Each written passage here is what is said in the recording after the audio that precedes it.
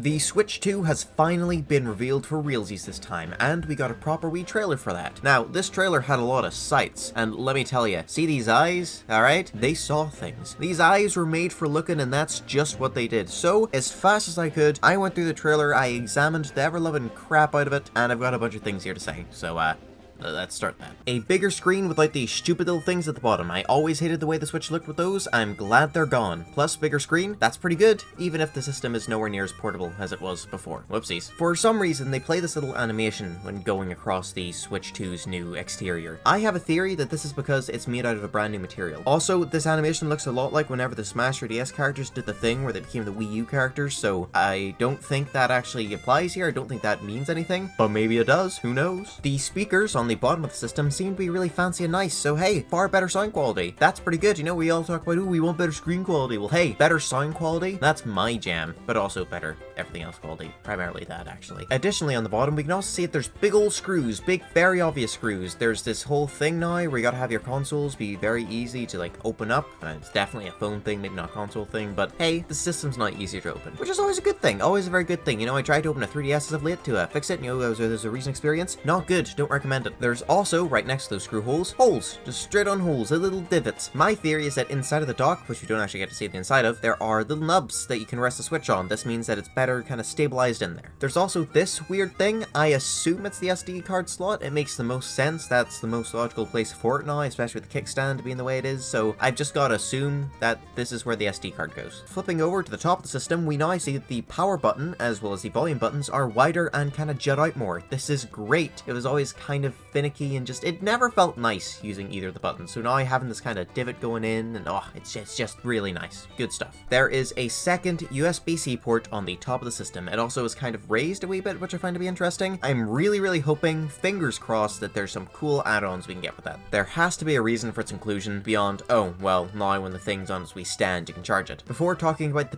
big main feature at the back, we see at the very top here that the proper little game case kind of thing, you know, where you gotta like flick that open, that just looks way better and way more solid and safe now. So fantastic, my games can be rattled about and they just won't slip. They just won't. Additionally, we also see big old rubber feet on the bottom of the system. But yeah, the main focus of this back view is the big brand new stand, which is amazing looking. Instead of this dinky little piece of plastic or the thing that the Switch OLED had, it's like a bar. I like it. I really like it. I like how like flexible it is too. Moving on from the screen of the system, yeah, that's right, all that was just the screen portion. We now get to talk about the Joy-Cons and the changes that have happened to those. First of all, they're bigger. Great. That's great. I have big hands, you know, I need a bigger system. They place focus here on the sticks, which have a thicker base, like a really thick, look at that, way thicker. More than likely, it's to try and reduce the amount of drift. Same goes with this kind of rim going around it. They want to reduce drift, and hey, this maybe probably helps, I guess. On the back of the system, we can see a big old button. More than likely, you press this down to kind of have the system's magnets detach from the Switch console, and hey, there you go, now I've got a Joy-Con separately. Another new button can be seen on the face of the right Joy-Con. Yeah, that wasn't always there. Go look at your Switch controllers, that's a new thing. Now, the big issue is, Nintendo's kind of hidden that. It's been completely smoothed over. We cannot tell what it does or anything like that because it's just been hidden, you know? Remember the Smash Direct where Sakurai had like the spirits mode all blurred out? It's like that again, but it's not even blurred out, it's just gone, it's missing. The player indicator, which was once seen on the side of the Joy-Con, can now be visible from the front because of this new juddy-eyed bit, which, yeah, the Joy-Cons now have this weird juddy-eyed bit. It's also got like this whole color scheme where the trims are colorful, but the rest of it's gray. I don't like it. Hopefully there's a launch model that's like the opposite of that, please. The sync button, kind of like the power button on the top of the Switch console itself, is now better. Look at it, it's bigger, and it's got that wee dent, it's actually fun to press. That's fantastic news. ZL and ZR are far larger and far spongier, so now whenever you hand this half of a controller to someone, they might actually be able to play a video game and have fun and not have finger cramps. Some more things of note are the big old button thing at the top and button thing on the bottom, as well as this tiny hole on the bottom. I don't know what any of these things mean, like,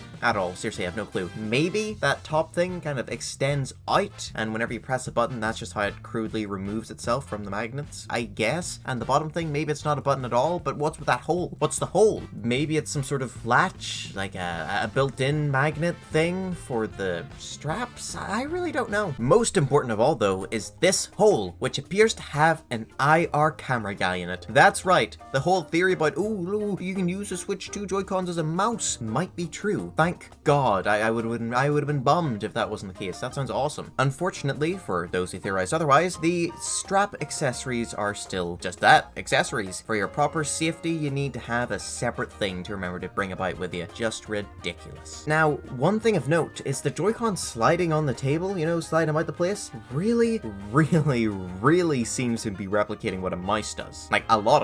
In fact, you'd even argue that the straps kind of act like tails. You know mice, they have tails? I'm just saying, this might be true. It might have been a true leak all along. Going back to the screen part of the console, we can see that there's this weird bit that'll latch onto your Joy-Con, so not only does it connect by magnets, but that little thing there probably helps a wee bit. Primarily, though, I imagine it's there to reduce some amount of, like, lag or what have you. Magnets are probably not good at transmitting electric signals. You know, they can do a lot of induction of currents and whatnot, but I just don't think they can do that. We then see what the logo is. It's the Switch logo, but a 2. It's a Switch 2. Look, it's really boring, I get that, but for the love of Christ, let's just get another system that does well, okay? I'm sick of this. Oh, we're doing great. Oh, we shut the bed. Oh, we're doing really good. Well, Brian again. Now for the thing we were all really hoping. We got to see a brand new video game, this being a new Mario Kart. There's a lot of things to point out, so let's do that. Already, straight off the bat, I can look at a number of characters and go, oh, yep, know who that is. There's Mario, there's Luigi, Bowser, Yoshi, Peach, Toad, Daisy, Rosalina, and Donkey Kong. Now, Donkey Kong we'll mention again in a bit. But primarily, one thing I need to say is that these guys have slight character redesigns. Very slight. You know Mario Bros. Wonder, as well as like the Super Mario RPG remake? When I look at Luigi, I kind of get the vibe of those early N64 renders as well, so maybe that's also been something that they've included in here as inspiration. In general, I think it's just based off of the old 2D art. It's neat, I really like it. When you look at the characters here, they kind of look like a mix of those. They're just way more cartoony and funny little compressed down versions of themselves. They've gone for a completely different art style here to the quite realism-based look of Mario Kart 8 Deluxe, which I'm fine with. We've kind of had the Mario Kart 8 look for years now. I'm happy to move on to something different. On the topic of something different, She Says, someone you might know from Boundary Break, said recently on good old Twitter, or X.com if you're a fucking loser, that he doesn't want there to be the kind of big SNL-sounding jazz arrangements in the next Mario Kart, and I somewhat agree with him. Don't get me wrong, I think that the soundtrack for Mario Kart 8 is absolutely fantastic. It is beautiful, but as he says here, we've been hearing the same music for 11 years now, you know? Maybe just a bit more variety would be nice, just a little bit, tiny little bit more. Even if we don't get that though, I'm still happy enough. Again, the soundtrack's just really fucking good. This track, interestingly enough, is set in a desert, and it's called the Mario Bros circuit. Usually it's a Mario circuit or Luigi circuit that starts off a game, so the fact we're getting a Mario Bros circuit is definitely a shake-up in a sense. As well as the fact that the first level is in a desert. Usually these tracks are in like big old concrete stadiums or grass places or what have you, but no, first level desert. That's neat. Around the edges of the playable track, we can also see that, yes, advertisements are back. Thank God. Mario Kart TV, everyone's favorite in-universe thingamabobber, is back. That's something, but more interesting than that are these road signs. More than likely, this footage was taken on the second or third lap from this race. Now, look at the road. The road goes through this area. That's where the road's supposed to go, but right now it's being covered up by signs telling you to go in a different way, off-road. I have a theory that this is because they are bringing back that system from the Booster Course Pass, where on different tracks you can go down different routes, except unlike in that game where it was big ugly red arrows, here it's in-universe elements kind of pointing you towards where you need to go. This makes sense. Mario Kart 8 Deluxe's DLC was just a bunch of guys, you know, chucking over some phone maps, maybe making them a bit better, but here it's the full team working hard on something, so of course we're gonna get proper in-universe things for every map for every time a change happens. Maybe. It's just a theory, a game theory. But at the same time, if you look behind those signs, you see that there's actually nothing there. Like, there's a road, yes, but the road doesn't have anything protecting it. There's no barriers, it's just completely open. So what the hell does that mean? Maybe it's just a background detail, you know, this does seem to be a very detailed map when it comes to that type of thing, but it could potentially mean something else as well. More on that later in the video though. Yeah, there's a whole theory section. It's pretty cool. I'd recommend watching it. Now, one key thing of note when it comes to advertisements and background details in Mario Kart is that usually they link up together with characters who are playable. You know, you've got your, oh, look, it's Mario Motors because you can play as Mario. You've got Luigi Tires because you can be tired as Luigi, that kind of thing. In the background on this steel crate guy, we see a symbol. This symbol looks a lot like Nabbit. Nabbit was one of the playable characters in Mario Kart Tour, so more than likely, he's just been brought over here. That's good. Love that. That's so great of him. Look, man, as long as I get King Bob-omb, alright, I'll be happy.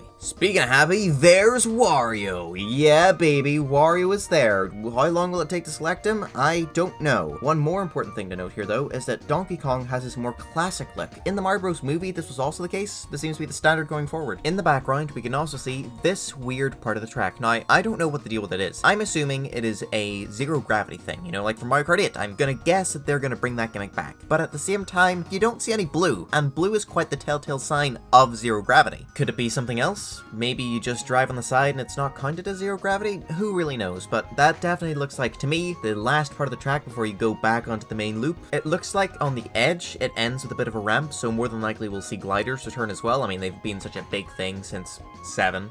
You know, the series staple at this point. While everyone's driving, we also see a little piece of paper, just a little tiny bit of debris. That's something. That's extra detail in a really, really small way, but it's certainly noticeable. I like that. That's really neat. Graphically, of course, the game doesn't go for the most realistic look, so it's nice to have details like that to just add further life. When hopping to enter drift, we also see a lot of squash and stretch. Like, Jesus Christ, look at that. That's a lot of it. There's way too much of it. Whoa. I like this. This is very good. It makes everything just seem more lively and great and yum good. We also see that Pauline returns from the Booster Course Pass. Baby Mario is here again, and yeah, that's ugh. I don't care about those characters. Ew, gross. Nah, Pauline's cool, but Baby Mario is just, like, I get it, Yoshi's Island, but as long as we don't see any of the other babies, I'll be fine. Quick aside, because now we're taken out of the screen to see the dock. It's the old dock, but kind of better. There's this weird base bit kind of separating the top and the bottom. The screen isn't fully covered now when it's in the dock, so you can kind of see a little bit of it. That's quite neat. There's wee rubber feet on the bottom as well, which is something, I guess. I think the existing dock might have that, but it's very, very flat, so having proper ones, like it's a dresser, is cool. I'm a bit annoyed that the indicator that the thing's connected to the TV is still the same small glitchy, not fully functioning green light, but it wasn't exactly broke, so they didn't need to fix it. What was broken, at least with brand new Joy-Cons, was the old weird snap-on controller. We have a slightly updated version. How great. Going back to Mario Kart, which is now in the big fancy TV, we see that drivers are also quite expressive. You look at Donkey Kong back there, like, ooh, that's him. That's what Donkey Kong sounds like. That's him doing an expression. Wow. Luigi also does his death stare here, which means that yes, all the fun character stuff is still here. It's not been sanitized or removed. What fun. Now, if you look at Princess Peach back here, there's two interesting things to note. One, she's on a bike. Two, she's on a bloody bike. I didn't notice she was on a bike because she's in her dress. Why is she in her dress? She's supposed to be in the biker outfit. What the fuck? Maybe they just have not modeled her in that outfit yet, or the princesses just don't get that alternate outfit for those vehicles. I mean, it was a lot of work, I guess. I don't know. If Wii U Nintendo could do it, I'd say now Nintendo could.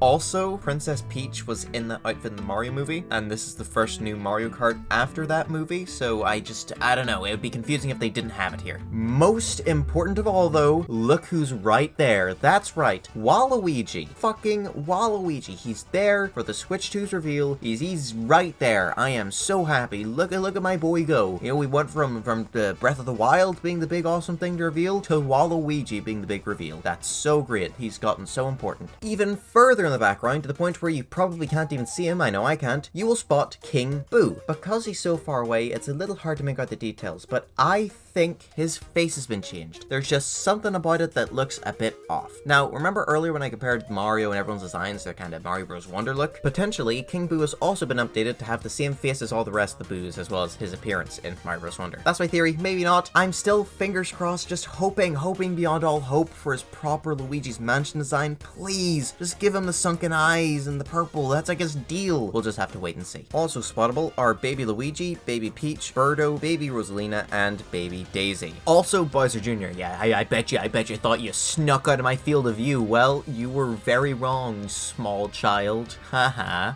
There's of course Birdo, who's great, but yeah, all the babies are here. God damn it. I don't like the baby characters. Does anyone like the baby characters? I don't. Especially not Baby Rosalina and Baby Daisy. They just should not be here. Like, you know, Mario, Luigi, fair enough. Peach, I can give that one a pass because I can squint and pretend, oh, look, that's a reference to Partners in Time. But the other two, get them out of here. Now, one really interesting thing of note is what happens whenever we see Mario, Luigi, and Bowser go over the boost pad. Mario gets this like purpley kind of effect in front of him as he speeds up and tilts back on his back wheels. Then we get to Luigi. Luigi doesn't get that purpley effect, but he does get the tilting back onto his back wheels. Bowser, no change. He does speed up, that much is very clear, you know, you see the little boost coming out the back of the car, but he doesn't tilt back and he doesn't get any effect. What's the deal with that? I don't really know. Maybe it's something to do with the fact that Mario is currently in first place. Maybe it's something to do with the weight of the vehicles, with Bowser more than likely being a heavyweight or ultra heavyweight. You know, he probably can't lift the vehicle back too much without it breaking on him. It's very strange, and from what I can tell, which it isn't too well of a tell just because the camera's not an awkward angle, it seems like Peach doesn't get affected by it too much either, though this could be due to the fact that she's on a bike or something. I don't know. I really don't. As we zoom out, we can see more things. For example, whenever cars collide, there's a big cartoon effect for that. Also, there's cars that move on roads, you know, like in Toad's Turnpike, so that's something. All Mario Karts have cars that, well, carts that move on road, so that's not too surprising, I guess. Baby Daisy uses a green shell, so green shells are back. Wow, the item from the first game that's been here the whole time, it's back? Yeah. We see that this track is absolutely massive, which, like, I can't get over. I get there's a lot of speed boost panels, so it'll go quick enough, but still, this is massive, especially if I'm right about there being multiple track layouts. Like, good god. Most interesting of all, though, is this. I don't know what that is. Is that supposed to be an item box? I mean, it's kind of off to the side where there'd maybe be an item box, but I don't really know. I don't know what it's supposed to be. It kind of looks reminiscent of a Wonder Flower or Wonder Seed, but again, I don't know. Off in the distance, we see what looks like the regular item boxes, so I don't know. Maybe this is a special one. Maybe character items are back, but only in certain spaces. It's confusing. However, Super Wii Bros 08 from the Super Wii Bros 08 channel, I assume, I've seen it talking about before, did a wee edit on the scene to kind of get a closer look at this bag. And yeah, it's a bag. When you look at it, it looks very much like a fast food bag. A rainbow fast food bag with a big dopey smiley face on it with like steam emanating off of it.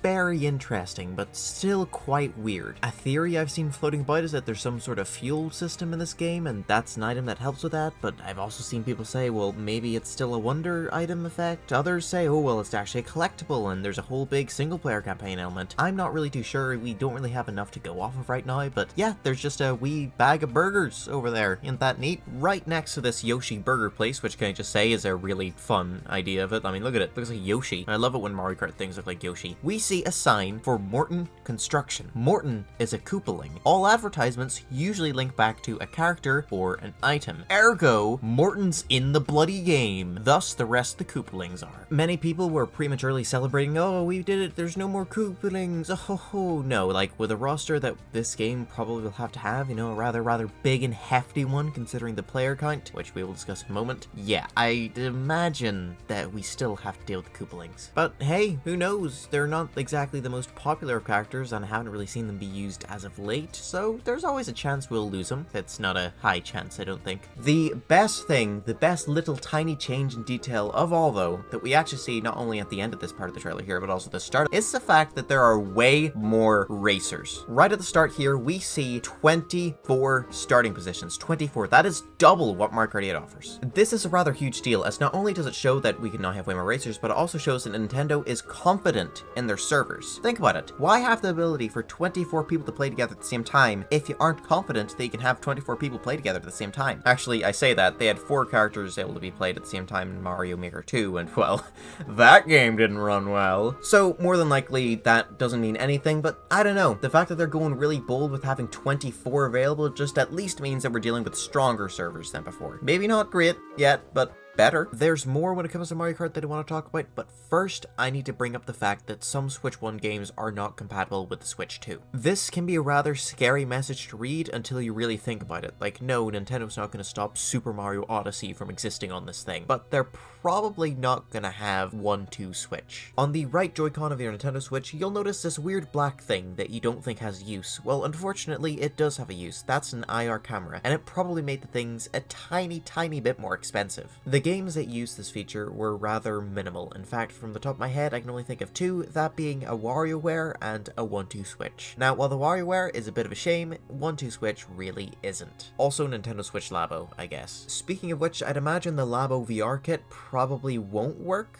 as it was built for the Switch's proportions and this system's bigger, so the cardboard just won't fit. Worst case scenario, some games that use like HD Rumble might get affected a smidge, but for the most part, I think we're fine, especially especially since we don't actually have confirmation if HD Rumble is gone or not. Additionally, there was also another tiny little fun little trailer thingamabobber. It wasn't a real trailer, it's just a demonstration of how the Joy-Cons get unattached, which, yeah, you press the back button. It's what the leaks have said for ages now. There will also be Nintendo Switch 2 experiences. That's right, if you're a lucky person in one of these places, you can get your hands on the Nintendo Switch 2 ahead of time. If you're not anywhere near these places, you can go fuck yourself sideways. Oh, look, Nintendo, I get that you can't go everywhere, but would it have killed you to go to Ireland? You know, have something set up at least in Dublin? The biggest, most exciting thing, though, is the announcement of a proper Switch 2 Direct. A whole proper guy focusing on the Switch 2. What'll be there? Topic for another video. What about the February Direct? That's also a topic for another video, which, funnily enough, I recorded the audio for midway through making this one, and now I'm recording this audio after that, even though this is going in a video that released before it. It's very confusing. Going back to the Mario Kart thing, I just want to quickly point out that Rosalina's tires are weird. Like, the back tires are the tank kind of ones, and then the front tires aren't tires at all. They're skis. I don't get it. My big theory, alright, get ready for this one, you're gonna have to sit down, is that the reason why Princess Peach wasn't in her biker outfit is because it's become a costume. Costumes are one thing introduced in Tour that I can really appreciate, because it goes like, oh look, you know King Boo and how he sucks? Well, here's a costume that makes him look cool. Ah, well, I like that. I like that quite a bit. You know Mario? Let's make him a doctor, instead of, like, making that whole character. I did not spot a single clone character in the background of this trailer, unless you want to include characters like the babies as clones, which I personally don't. So I have a feeling that stuff like Cat Peach, Tanuki Mario, Green Emerald Luigi, all these characters will now just be alternate costumes. I have a lot of fun ideas for alternate costumes, as well as a lot of fun ideas for newcomers, but that's another thing I just have to save for another video. This one's already gotten way too long. Also, apologies if audio quality varied greatly. I recorded a lot of this video the day that the Direct happened. Well, I say Direct, and now I'm recording it like 3 days later, so a whole lot has happened. I got sick. That's it. Now then, that's it. I've looked at everything. Go watch my Pikmin review, please. For the love of Christ, I worked hard on it. It's a good old video. Go watch that. I'm sorry. I'm so sorry for doing the plug here. I really am. But, like, go, man. Go on. Like the video if you enjoyed or want to come back to it. That way you can see if I got things right or got things wrong, I guess. I don't know. Comment what you think. Is there anything I missed? There shouldn't be. If you say something, I'm just going to pretend that you're lying. And if you've watched a couple of my videos at this point, or just really enjoyed this one, subscribe, man, for free. Do it for free. Because in that way, I can get enough subscribers to get money. And I can use that to buy eggs. I need them. Bye-bye.